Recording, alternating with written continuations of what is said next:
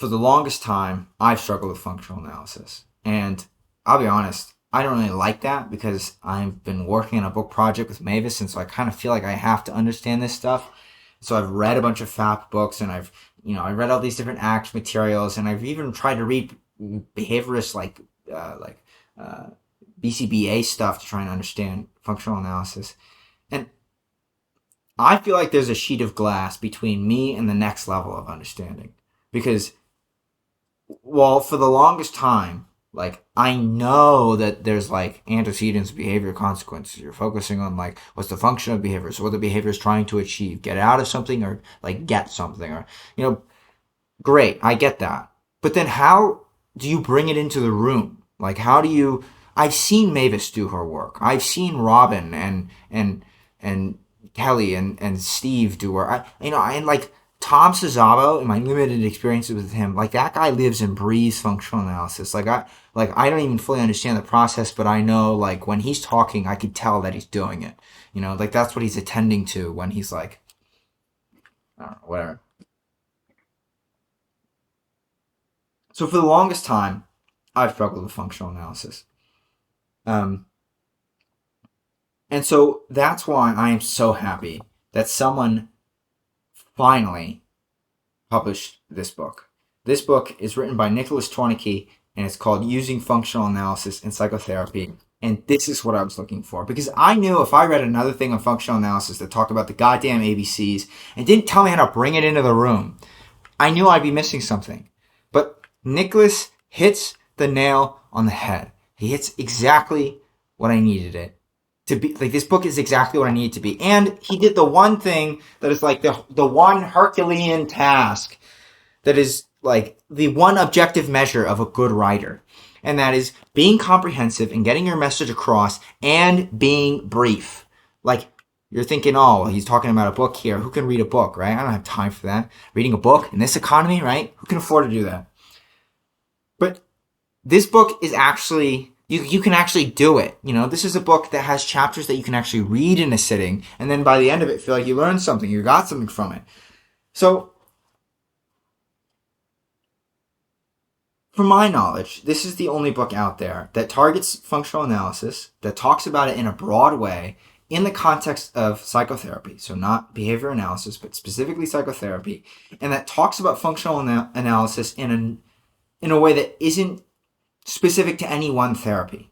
Because FAP will talk about functional analysis in context of like ones and twos and stuff like that, and ACT will use like towards and away moves and the matrix or the choice point and then but also like creative hopelessness is a part of functional analysis. And so like I've for a while now just had to try and piece these different things together and be like, okay, this is my understanding of functional analysis based on what my understanding of my guesses as to what the similarities are.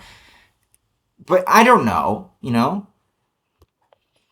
This book gets into it and it explains functional analysis without using ones and twos. It doesn't use towards and away moves. It doesn't use the matrix, but it helps me understand all of those things so much better now. So I really recommend this book. I can really recommend it. I'm not done with it. I've read most of it. I've read the pieces that I really needed though. And thank you so much, Nicholas. God bless you. This is such an important book. Okay.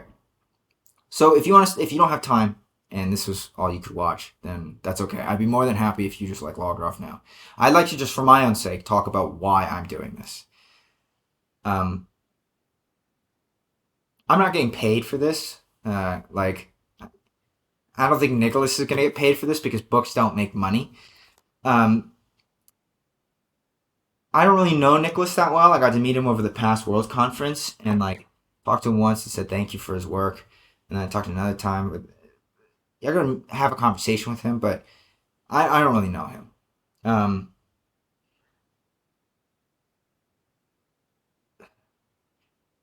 the Valued Living Questionnaire, one of its like dimensions or domains, is community.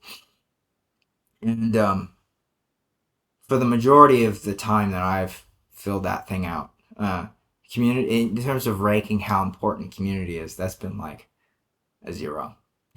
Community. I don't even know what that is. But that's really kind of changed recently, and I feel really proud to be a part of this tradition. And also, a lot of the people here have grown up, have seen me grow up over the past 4 years. So, I feel really proud to be a part of this work. And as I've learned more about this material, this stuff, um, when I hear things that like isn't written down or like that people don't know about or isn't put out there, um, like I struggle with that, you know? Like I don't like the idea that there could be pieces of this tradition that could like die with a person because they just like mentioned it but then no one wrote it down and then like it was just kind of forgotten. And there are so many really central ideas to contextual behavioral sciences that aren't going to be covered in the Basic Act textbook. They're not going to cover behaviorism there, right? They're going to do a little intro into RFT, but they're not going to like cover it in depth. And so, how do you bridge that divide between like really having a deep understanding of this and like being one of the people who are like, have been a part of this community for like whatever, 18 years or so like that, right? Like, there's like that circle of people. And then there's people like me who have been learning this over the past couple of years. And how do you kind of bridge that, Niklas does that work. I don't know, he wrote this book on the ABCs of human behavior. He wrote the Learning RFT book, which I don't know shit about RFT. That's the one thing that like I don't know anything about. But, I know a lot of people who swear by that book. So, he's done good work there, making it accessible for people. He's written a book on metaphor, and now he's doing this. What Niklas has done so well, and what he has done for me in this book for me, is make these really central ideas in contextual behavioral sciences, in this tradition, and made that accessible for people. And so I think he deserves all the support we can give him. I also don't think he promotes himself that well. No offense, but I was very privileged to go to the World Conference. I say privileged because I know a lot of people couldn't, for reasons that were outside of their control and, in my opinion, were quite sad and ridiculous regarding the state of the world. But I feel very privileged. It was just a matter of luck that I didn't have to incur the same kind of risks that other people would have to if they were to go. I'm going to leave that for now. I was very fortunate to be able to go, and I attended a 2-session long, 3-hour workshop from Niklas on talking about functional analysis and metaphor, and he did all these exercises and gave this big lecture and talk about linguistics and metaphor, and by the end of it, he like references a book that you can learn more about linguistics and metaphor, and then he kind of just, I don't know if he whispered it, but just kind of mentioned that, so like kind of, he wrote a book there too or something. And people then started getting up and leaving. I was like, what? And so, like, I got up and my voice wasn't prepared for this. It was like cracking, I was like yelling at people. I was like, wait. And there was this clinician, which I don't know, I never got her name. But if you're watching this, thank you so much. But there was this woman who like gave me, she was like, hey, take this. She like gave me the book and so I could like hold it. And I was like, Niklas published a book on functional analysis this fucking year. And it's out now. And it's really good. I've read it. I can recommend it. And, I don't know like why he didn't fucking talk about it, but check it out. Like you can buy it at the kind of conference store thing, the little table that they have where they sell books.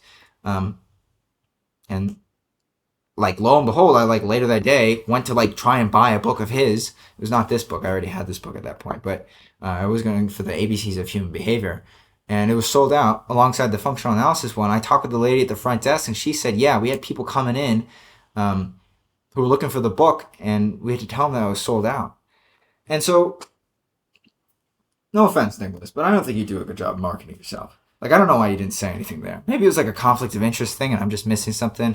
But anyways, if I can have a kind of impact that I did at that conference with this video, then that would make this really worthwhile. Because I really believe in Niklas's work. I think that, I don't know. I just want to support the kind of stuff that he does. Steve told me at the conference that according to him, there's only been 2 people who have been to every conference that has ever happened, like every ACBS conference, and that is Stephen Hayes and Niklas Twernicki. So, and Niklas, you gotta tell me if I'm saying your name wrong, so I apologize for that. You gotta let me know. But anyways, that just being, if you pick up this book, if you're trying to deepen your knowledge of contextual behavioral sciences, really kind of get into this, you're reading a book from his, you're in good hands. And so I feel like this book has really helped me kind of step to the next level, understanding functional analysis, understand it better for the work that I'm working on. And yeah, I'm just really happy that it's been published, and I hope it gets the attention it deserves. Now, I have the papers right there. One of my biggest takeaways from this conference was I wanted to make this video, and I've written that on my notes right there. But, so I already knew that. Now, it happened to be, Niklas emailed me 2 days ago asking for me to leave him a review on Amazon. I'm sorry, buddy, I can't do that for you. I bought this book on Abe Books. I looked on the website, and I can't leave a review there. And I can't leave a review on Amazon because a couple of years back I tried to buy a book for a friend in India, and oh my god, did Amazon lose his shit. Like, I cannot ever get back to my account. I've tried, but that is just never going to happen ever again. So, and then I can create a different one, but anyways, if you want to pick up Niklas's book, you can check it out on Amazon. I can recommend it. You can tell me if my recommendation was good or not. And also, if you have bought this book and you have your account where it can be like a verified purchase or something, and you have an honest review to leave, that would be super cool to just help this community have more information when they're making this purchase. So that's all that I have to say for now. Again, this was not the best way of saying it, but hopefully this was good enough. Thank you so much, Niklas, for writing this book, and thank you so much, CBS, for being such an incredible community to be a part of. All right, toodles.